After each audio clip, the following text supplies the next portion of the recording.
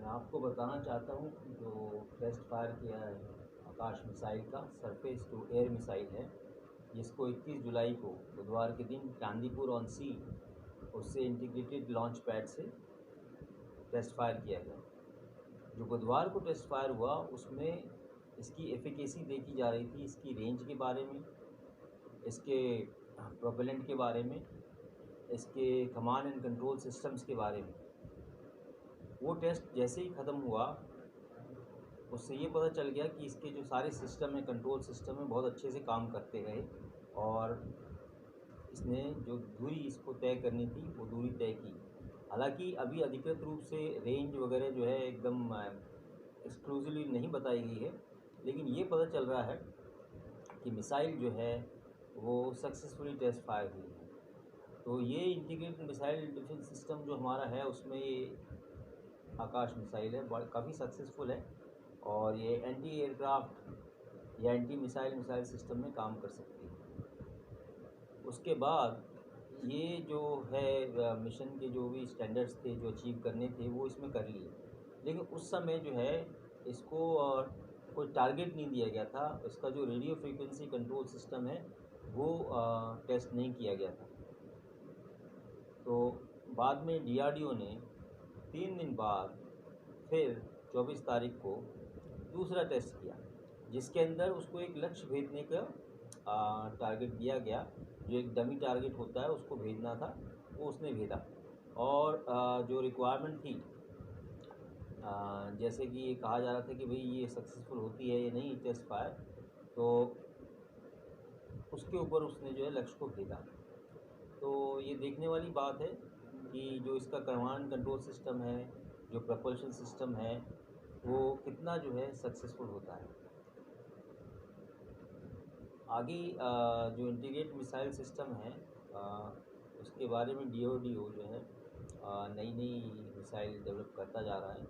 जैसे कि ये सरफेस टू एयर मिसाइल है या पृथ्वी मिसाइल है, और दूसरी मिसाइल जो हैं बेसिकली हमारे पास स्ट्रेटेजिक मिसाइल हैं, इंटरकॉन्टिनेंटल बैलिस्टिक मिसाइल हैं, missile against missile defence system के लिए मिसाइल हैं, और दूसरी जो है सरफेस टू एयर मिसाइल है। तो इसके बाद इन्होंने 24 तारीख को जो है आकाश का जो नई मिसाइल है उसका टेस्ट फायर किया। एक मानव रहित हवाई लक्ष्य बना है। आप कह लो कि एक छोटा क्वाडकॉप्टर कर जो भी एक टारगेट आप कह लो, उसको उड़ाया उन्होंने। उसको उड़ा के उन्होंने जो है इसको सफलतापूर्वक नष्ट किया। तो जो टारगेट दिया था, जो रेंज दी थी, वो सक्सेसफुली इस मिसाइल ने अचीव की। और इसके लिए इसका रडार, कमांड कंट्रोल, कम्युनिकेशन और प्रोजेक्शन सिस्टम जो है पूरी तरह से टेस्ट किए गए।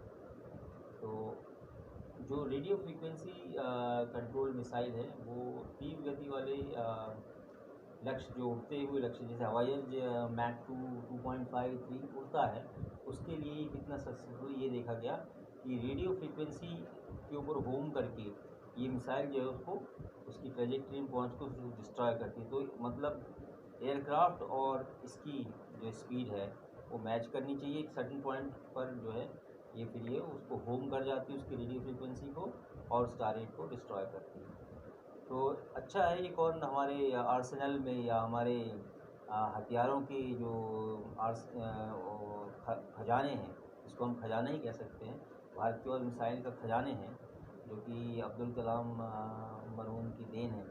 तो बहुत अच्छा रहा ये, और आगे भी जो है इंटीग्रेटेड सिस्टम जो मिसाइल का प्रोग्राम है वो जारी रहेगा, और उसमें और नई जो मिसाइल हैं जिनका टेस्ट होगा मैं आपको आगे बताता रहूँगा। और इसके तकनीकी डिटेल्स और आने हैं।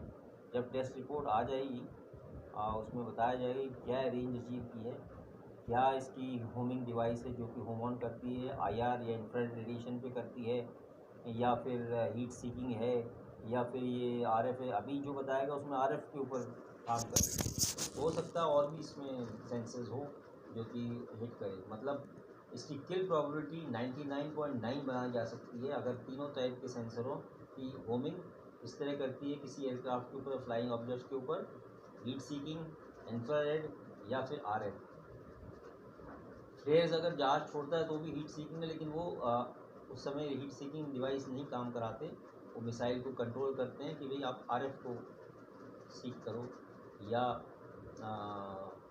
रेडियो फ्रिक्वेंसी के अलावा आईआर को सीक करो। तो इस तरह से जो है सिस्टम चलता है। तो बहुत अच्छी बात है, देश के लिए बहुत सुखद समय है कि इस पर्टिकुलर गवर्नमेंट के टाइम में काफ़ी डेवलपमेंट हुई है, नए नए वेपन खरीदे गए हैं और इंडिजिनस मेक इन इंडिया वाले जो प्रोजेक्ट्स हैं वो काफ़ी अच्छे से काम कर रहे हैं।